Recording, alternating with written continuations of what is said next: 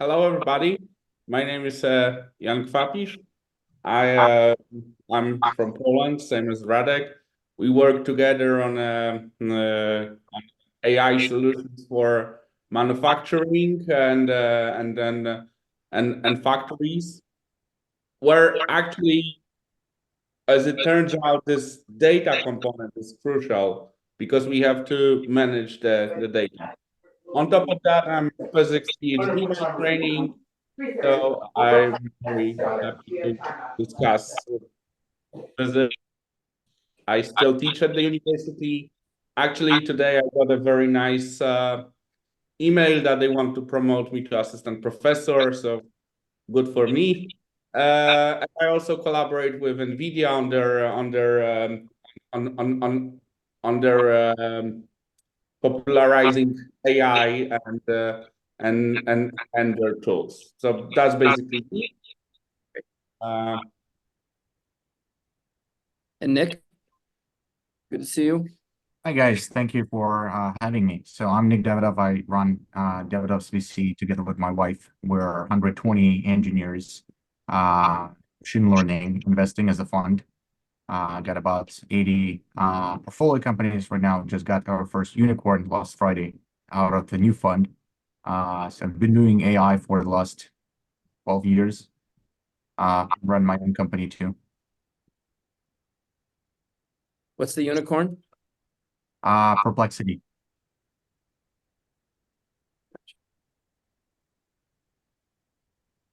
Well, good to see you again. Okay, so Jan, I'm going to share my screen. okay.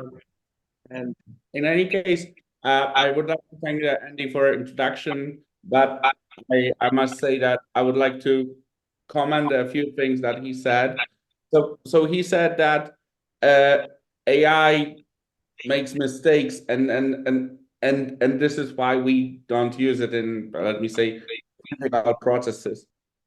But this is, I would say, this is more of a responsibility issue because, for example, it self-driving cars algorithms, which we know from 2015, as it turned out, those algorithms are far more accurate than drivers, and especially, I know in Poland we have a lot of DUI, and self-driving cars could easily solve that problem, or at least to many degree. But because then it is uncertain from the law perspective who will be responsible for the accident with self-driving car.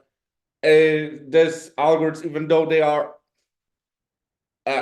have even better than human performance, and they are never get tired. And as you know, driving when you are tired is like driving when you will be drinking, right?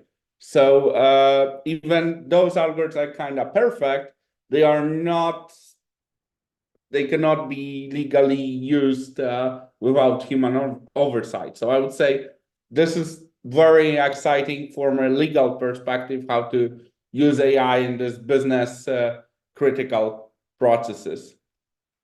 Coming to my presentation, I would like to tell you that much of the business critical processes actually will not rely on the LLMs. So the large language models, so the current AI hype, has some very useful use cases, but they are not only flavor in AI, and the other simple, often more simpler algorithms are here to stay.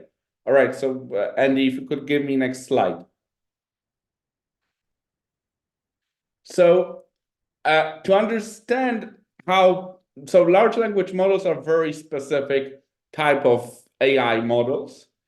And in particular, they are, one can say they are composed of three things. First is tokenization, the second one is probability, and the third one is transformer architecture. Tokenization is the way of the algorithm splitting sentences into building blocks. So for example, it can be, so for example, when I have this spell apple backwards, then ChatGPT will split it into words. So then it would be spell, then apple, then backwards. Actually, ChatGPT does more than that. It also splits that into letters, but for simplicity. And what happens is that after it splits it, it takes this as a sequence. So 0 element of the sequence is spell, 1 is apple, and 2 is backwards. And then when it answers you, it tries to guess that this is where the probability comes in. So it tries to calculate the probability of all of the possible words that will come after spell apple backwards. And according to ChatGPT, the most probable word, so the word that most internet will use there, is the word D. Actually, what happens is ChatGPT computes not just a single word, but more than a single word, around 10 words up front, and computes the combined probability of these 10 words. But because of this mechanism, it has a, because of this mechanism, basically the hallucination happened.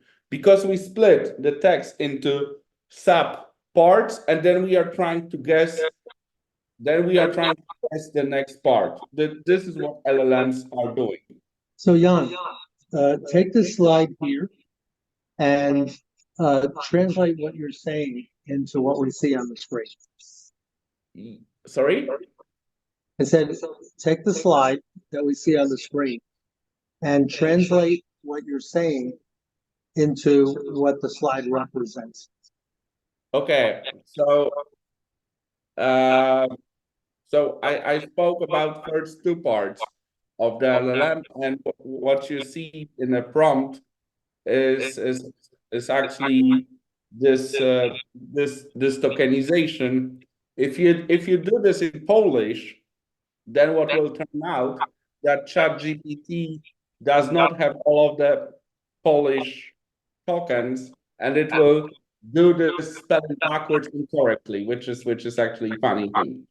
So that's the reason why the models hallucinate, and perhaps and there are some research, but also some startups going on in how to make it better, because predicting the next word in a sentence, as it turns out, it works spectacularly for many use cases.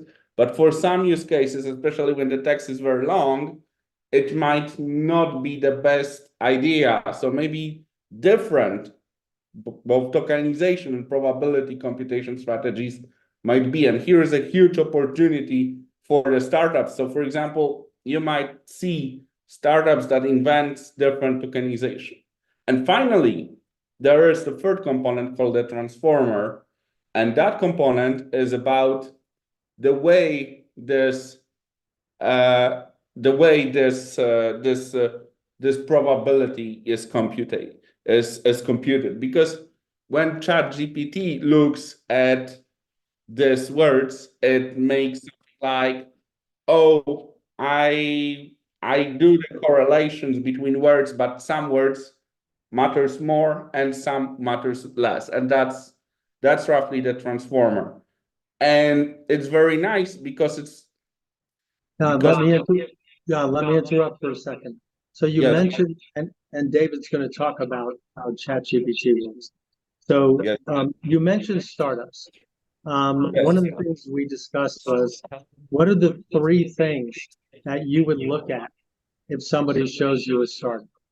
Yes. Okay. Yes. I exactly. This is where I was going to. So the first thing would be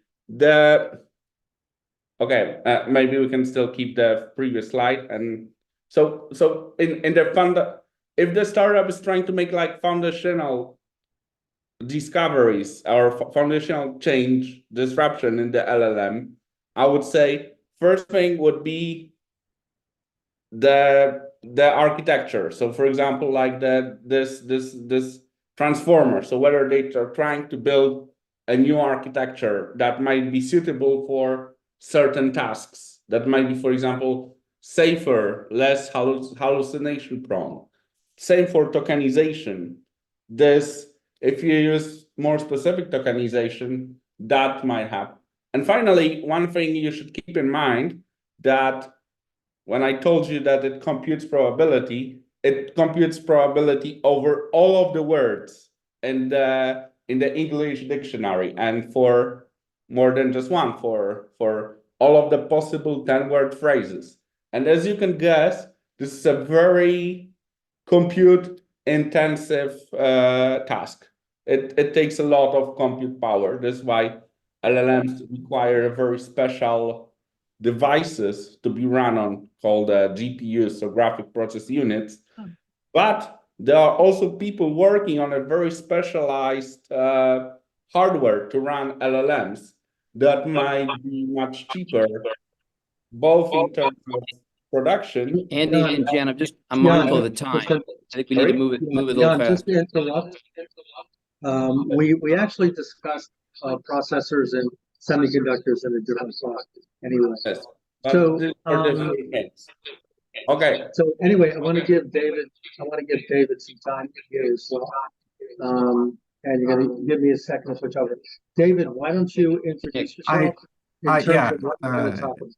Thank you, Henry. I'm actually Nick. Davidoff is the last name, but yeah, no worries. I'll share my slides real quick if you don't mind. If you can stop sharing, that will let me just so I can click. No problem. Give me 1 second. Thank you. Just gotta get rid of this.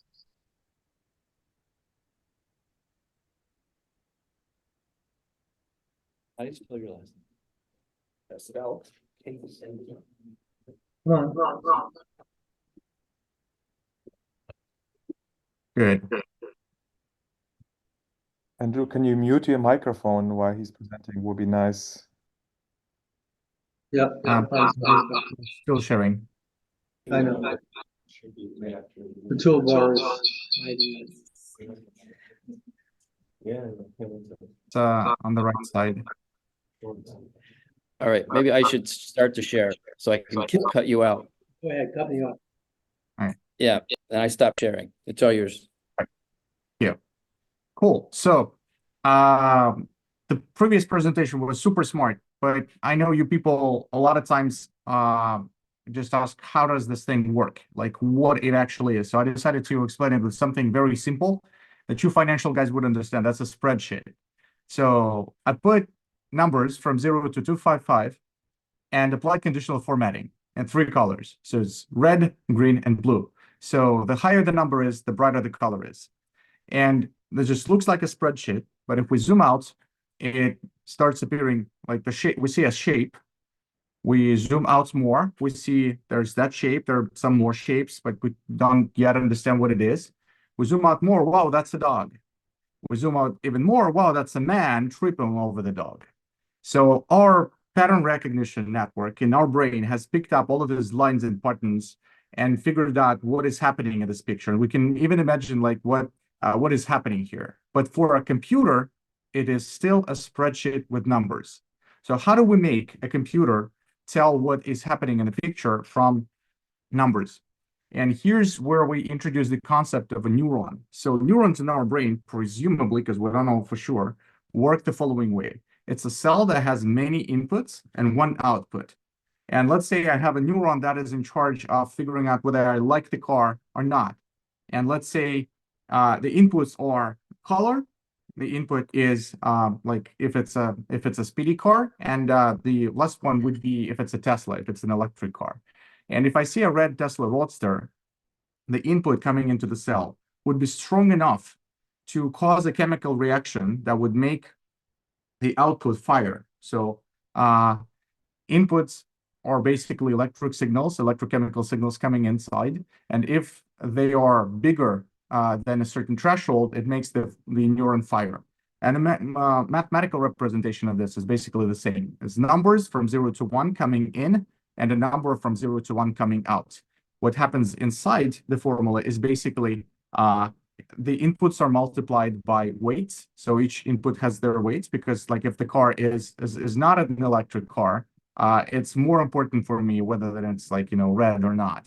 And then there's the bias. So sometimes we can just add a number to that. So how do we turn these number of pixels into an understanding that's number 9? So we take this field, which is 28 by 28, which gives us 784 pixels, and each cell, the same way as in the spreadsheet, is basically a number from 0 to 255 that represents the color. So 255 would be white, 0 would be black. And then each cell becomes a neuron in the first layer. So its input is just singular, it's the color of the cell. We put 2 additional layers of neurons, and then we'll put the output layer. And the output layer would be just 10 options from which the machine will have to choose.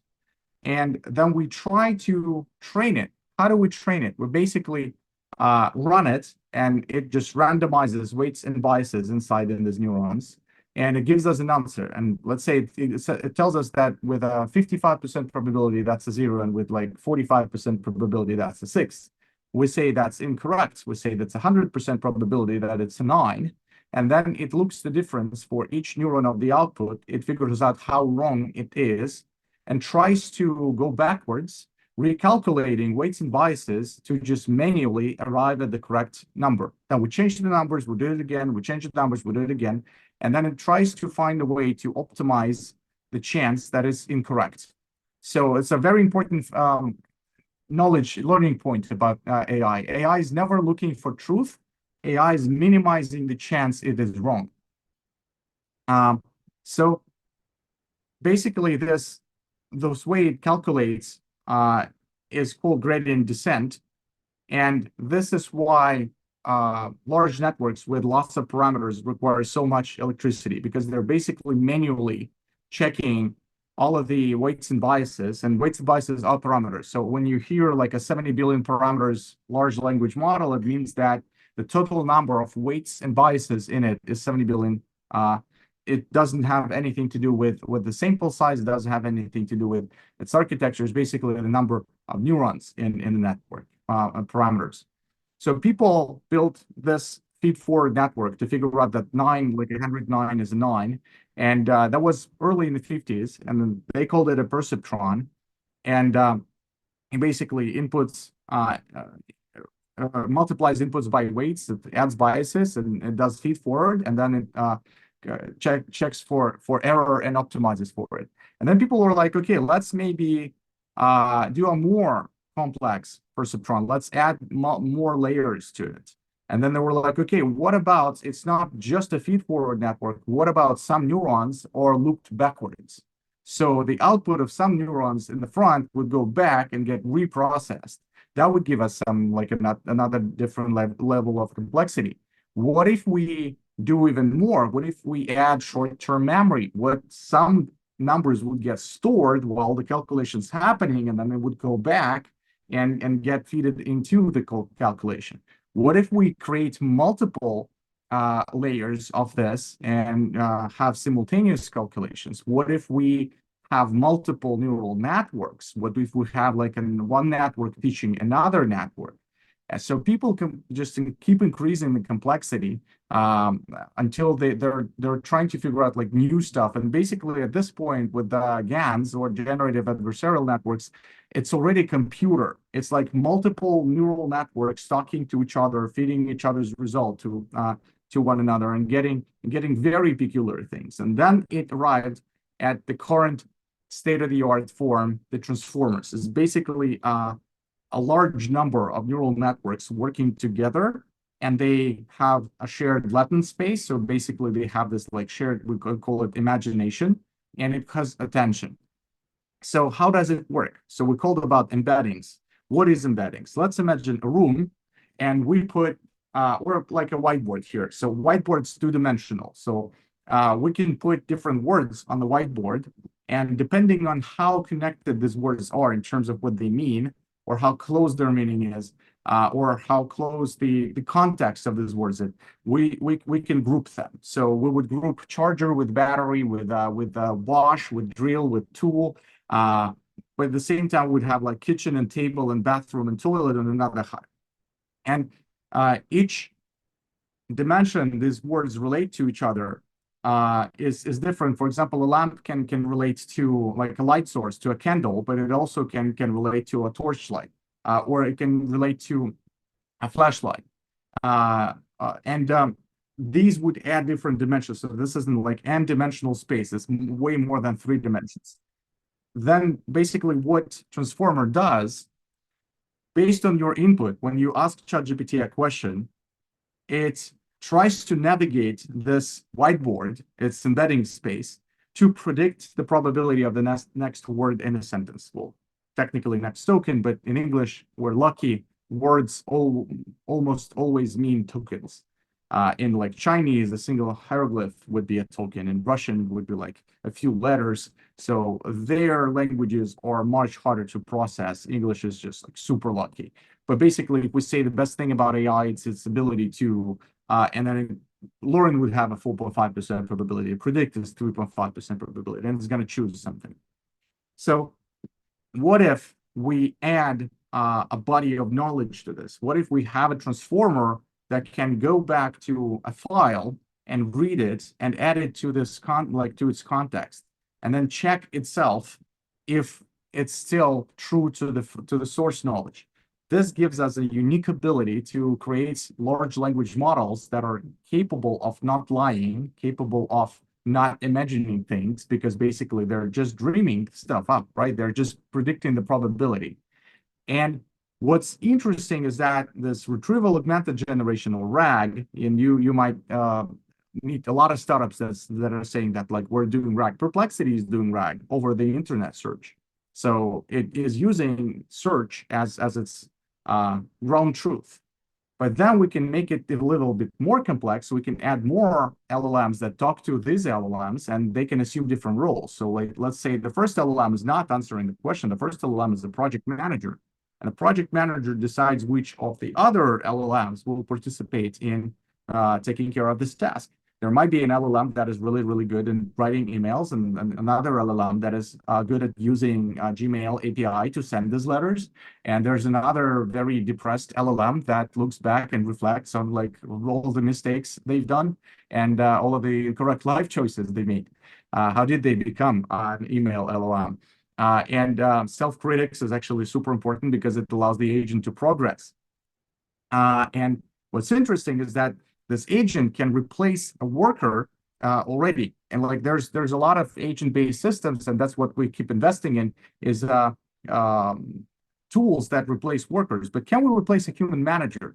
Actually, we do. We can. If there's enough data on how people make decisions, if there is enough data to make a decision, or enough data to at least make, chaos a little bit more orderly, we can mathematically describe how decisions are made. It's called Markov decision process graphs. And with a little bit of LLMs and reinforcement learnings, we can replace a human manager. So this gives us an idea that maybe future will need, like right now we have levels of autonomy for autopilots. We believe that in the future we'll need levels of autonomy for business autopilots. And going from level 0 to level 1 is what is hardest, because we have to create this digital twin of the enterprise, have enough data about how decisions are made. Because, when something happens in the factory, it's usually well described. You have sensors for everything. You have a digital twin. When Nick and Mary decide something at near an office cooler and not documented, and this decision basically is then carried into the product, it's impossible for AI to automate that. But as we go and create more data, we can reach level 5 enterprises. A very interesting thing is that new companies that have been born after 2023 that are AI native, they don't need to go from 0 to 1. They are built as 1. They're built with AI in mind. This is why all of the incumbents, all of the companies currently existing, have to be very, very aware that they are maybe 1 month away from being dethroned at any time. because somebody can just come up with 30% better conversion into sales. They'll raise enough VC money and they'll just dethrone Google. So Nick, how many more slides do you have? Because I want to make no, this that's just the last interactive. one. Yeah. So just the last one is basically the ecosystem is not only AI apps and agents that we talked about, but it also is based on foundational models. And foundational models are based on AI cloud and infrastructure solutions, which are in turn based on chips that you all know, NVIDIA, and that requires electricity. So a few thoughts on like where do we invest here? So AI apps and agents is an obvious low-hanging fruit because they are solving particular companies' needs. They have revenue. It's easy to build a business there. Foundational models sound very lucrative because, well, OpenAI valuation is huge and, Anthropic valuation is huge. But actually, what we need to be aware is like we are financial investors, and these valuations are set by strategic investors. When Microsoft's investing in OpenAI, it's a really different thing from me investing in OpenAI because Microsoft does not need to make the money back by selling shares. They already made the money back because they invest 10 billion that goes into their own cloud, Azure, and helps them make more money on Azure. Last year alone, they made 30 billion more on Azure. But So Nick, they have, yeah. so when we talked, Microsoft, I kind of mentioned the 10 billion to OpenAI, but go back to you deal with startups and many, what do you say, 70 smaller companies. If something comes into your inbox or a conversation or whatever, what are the things that you're looking at? So we invest super early. We don't believe in technical moats right now because a lot of times like any technological breakthrough becomes a commodity within just months, or maybe half a year. That's like the most they have.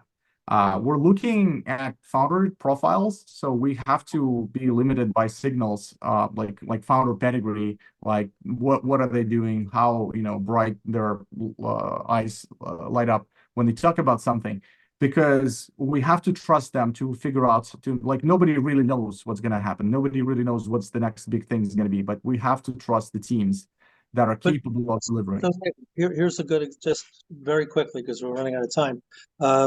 One of the examples you sent me was companies transformation. So this isn't so much investing in AI per se, it's investing in a company that's going to use AI to increase their profitability, productivity, or whatever it is. So just address that for a quick, maybe 30 seconds. Yeah, so well, a lot of times there are markets which already have SaaS players that are feeling pretty well. But a lot of times we can see a situation where this company's culture does not allow it to change quickly enough. And there are young, capable startups that can come in and disrupt that business model by just using AI. So it's not always, AI is not an industry anymore. Like we started investing in AI in 2012, and we would say we invest only in AI. We don't say that anymore because it's like saying that we invest in companies with websites or companies that use databases. It's just a tool. So like my wife said, AI is not an industry, it's an industrial revolution. It's no longer a category. It's like everything is AI or it's going to be dead in 5 years. And I do relate to the point that you said that AI is a tool.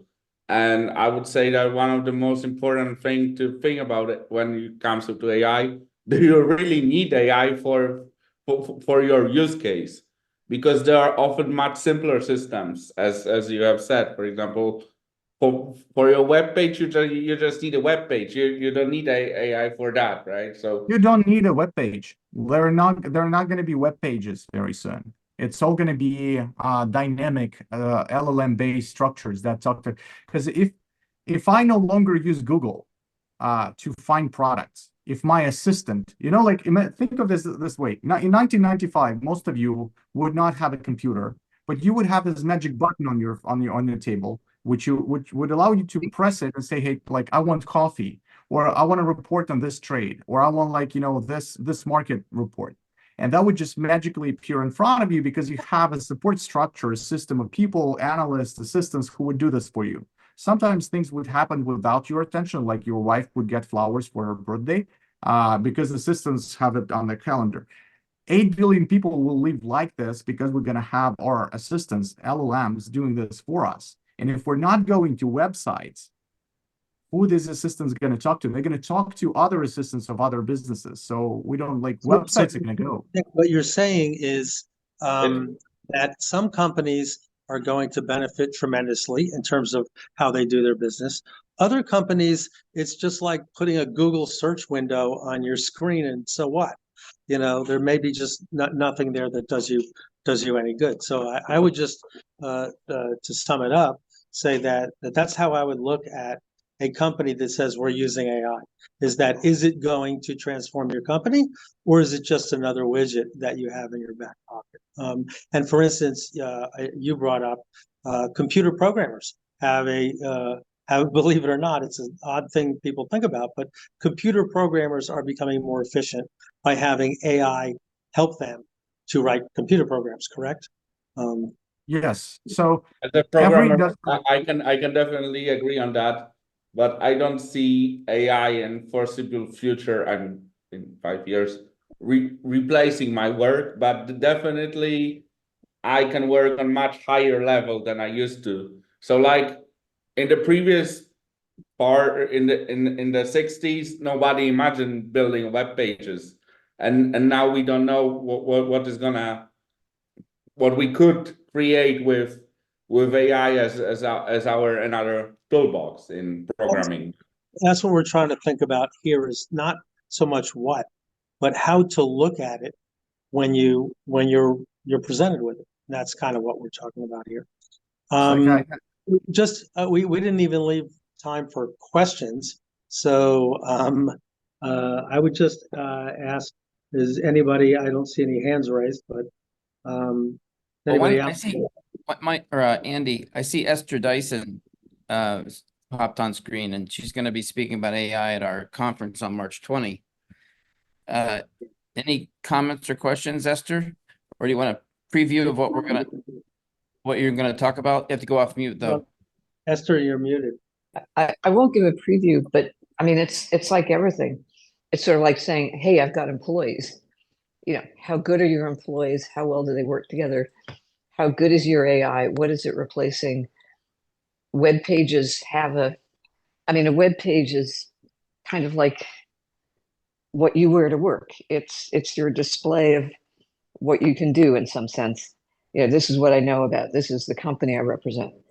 So I don't think they're going to go away entirely, but certainly the notion of scrolling through web pages when you can have an assistant, whether it's, you know, an unpaid intern or an AI getting you the information you want. I want to see these 5 things in context, or I just want one of my favorite things is long ago, Bill Gates of all people at a dinner back in like 2013 said, the future of search is verbs. And nobody really picked up on that, but I thought that was very interesting. And it's finally coming true. It's not, you know, show me this thing, show me this link. It's get something done for me. And, you know, then the question is, how effective is your AI at doing that? Oops. So that's kind of what we were talking about after at the very end. Exactly. Is it just another thing, or is it going to change your business and the way that you work? And certainly, the example I use is scientists had defined half of the proteins in the body. It took years and years and years.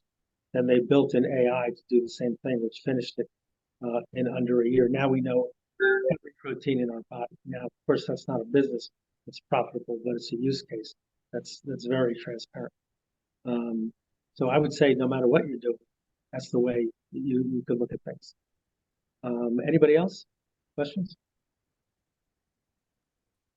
Yeah, how we should think about the cost of proprietary, if you will, AI. Let's say financial institution wants to have its proprietary data and AI system. What is the cost involved? How to think about the cost? Nick, you've got a lot of those. Go for it. Sure. So there are multiple ways you can approach this. The first and the easiest way is to use a system that would use your data as the retrieval augmented generations, the RAGs, which is like it's going to use it as ground truth. And if you wanted to change the behavior of the LLM, and RAG would be super cheap. You can do it within like thousands of dollars. If you want to like fine tune a network to behave in a certain way, to like behave as an analyst and like operate within larger window of data, fine tuning would be the case, and fine tuning can cost you anywhere from 100K to a few million. And then if you want to build like a proprietary large language model or a small language model that is going to operate your data, that would probably be in the range of like 500K to 2 million. One thing that Nick said is that there are two types of models. One are the ones that you own. These are, you can take, for example, open source, and the other ones are proprietary, like companies like ChatGPT or Gemini by Google. So when you work with proprietary data, I would say either get a good lawyer or get a good engineer. So good lawyer for proprietary models, and for open source models, you need a good engineer to make it for you.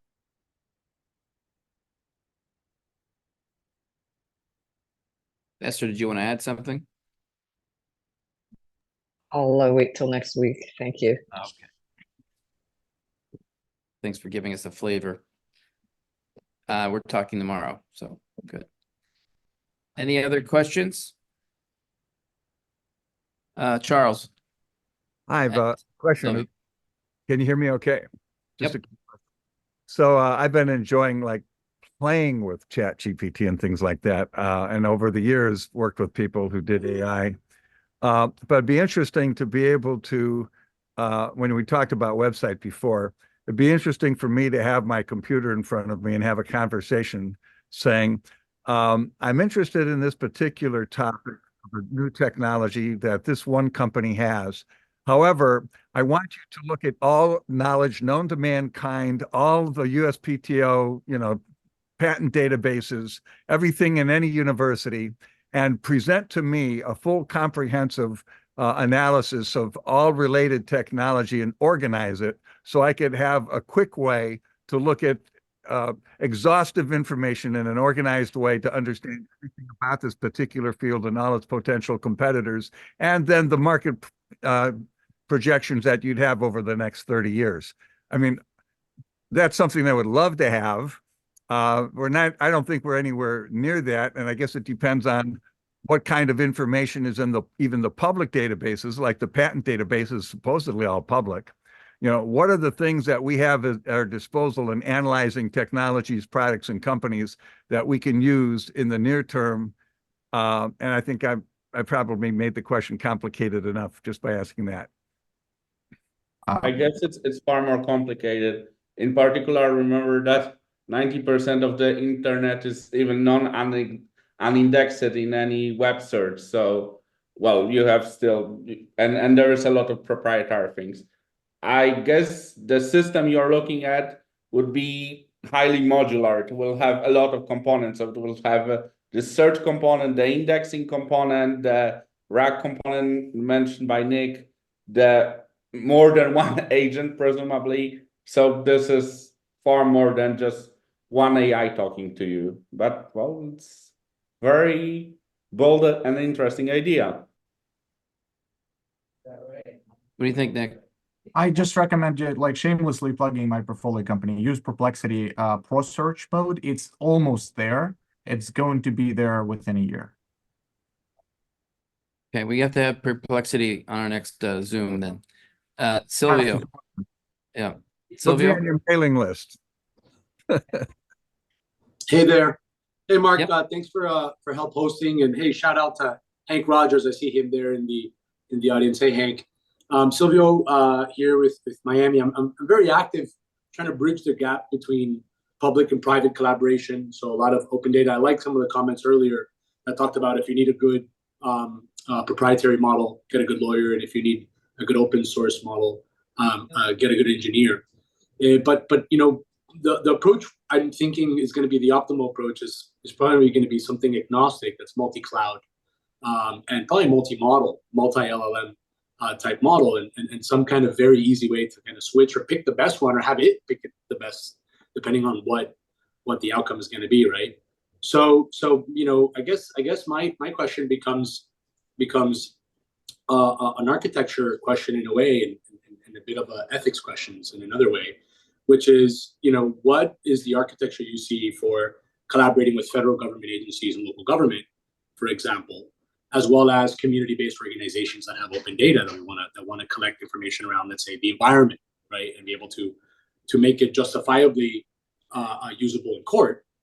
So you kind of need to be able to pass that data off to real scientists, like in the university system, as we're doing here, to be able to sort of check that off, to be like, yeah, you know what, this is good data, right? So this sort of decentralized, I think that we're going to see a lot of more of this, and just to make the question more granular is, what is a good architecture for public-private partnership and open source as well as proprietary collaboration? Okay. Who wants to take that one on? That's a tough one.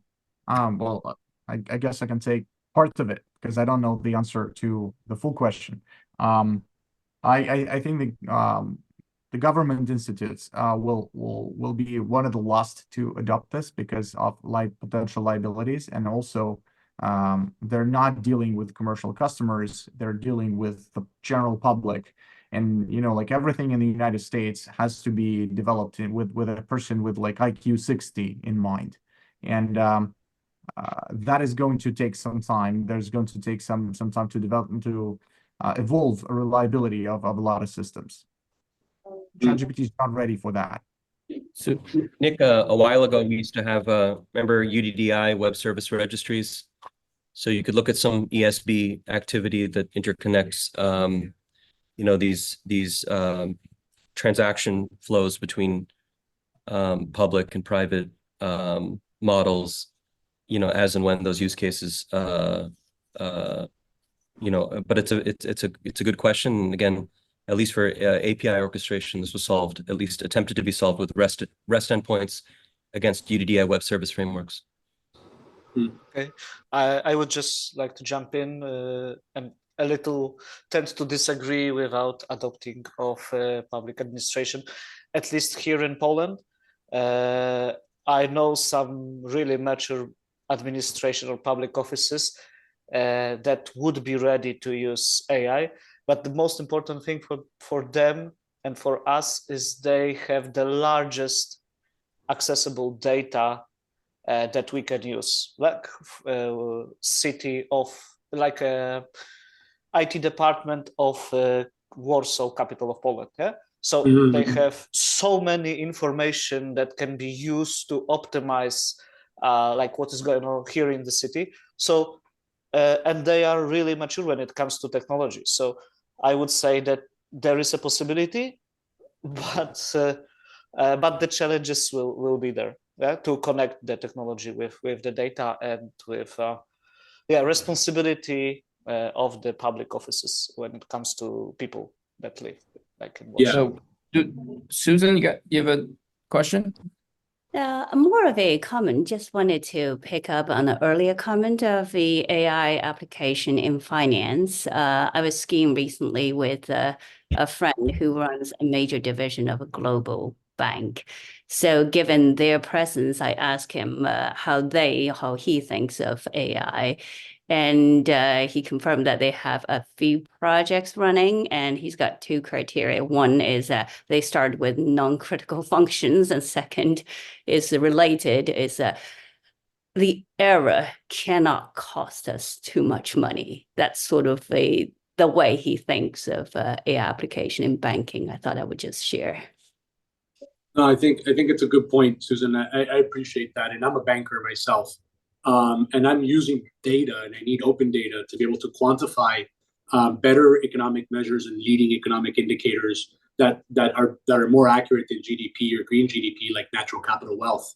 And so because of this, I need to amass as much very large data sets. And just to piggyback on Rado's very polite disagreement earlier, and on that opportunity to respectfully add to the conversation, just given how many great minds we have on this call, I think I owe it to everybody, is that the federal government is in fact working with things like ChatGPT, and it has been gone through FedRAMP and on-ramp. And if anybody's interested in learning more about that, I encourage you to look at the American Council on Technologies, ACT-IAC.